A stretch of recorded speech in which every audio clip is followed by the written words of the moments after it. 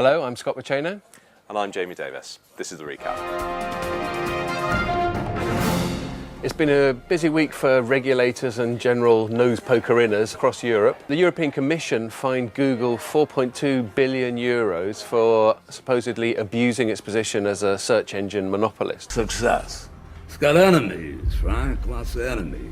Now, there's no denying that Google is, I think it's got something like 90% share of search, but it's become a monopolist pretty much just because it's the most popular, i.e. by demand rather than by sort of buying up other companies or anything like that. So no one's questioning that it's not entitled to its position, but with that position comes a degree of responsibility. You were the chosen one! In Europe saying that it's favouring certain search results for its shopping service over and above other shopping services, and that is illegal. Accused infringers. Google's countered that the shopping service itself is just an ad unit. In other words, it's a sponsored bit at the top of Google search results, which you have all the time and no one's got a problem with, and therefore it's not doing anything wrong. In a broader sort of political sense, in Europe, it feels like they're trying to sort of cut big US internet giants down a peg or two. It's happened to companies like Intel and Microsoft, and it's currently happening to Apple as well.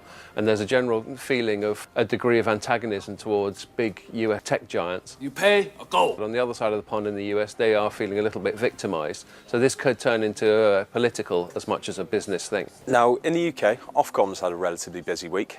First of all, giving out the winners and losers in the telco space. BT did not have a particularly good time of it in Q1, registering the highest amount of complaints per 100,000 users for both the broadband and the pay TV space.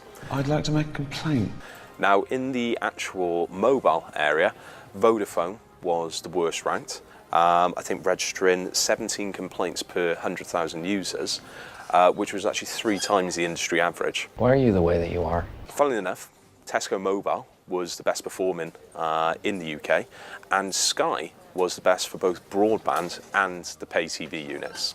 Now, this might be some good news for Sky, which it probably needed after Ofcom has had a bit of a dig at the Fox-Sky merger, which is currently going through the courts at the moment. So after a 3-month investigation, Ofcom have decided that they cannot make a decision. Well, I'm just not sure about that right now. Whether it's good or bad, and so has escalated the investigation to the CMA. Part of what the Competition Markets Authority will be looking at is something called media plurality, and this is the big issue that the UK have with the merger at the moment.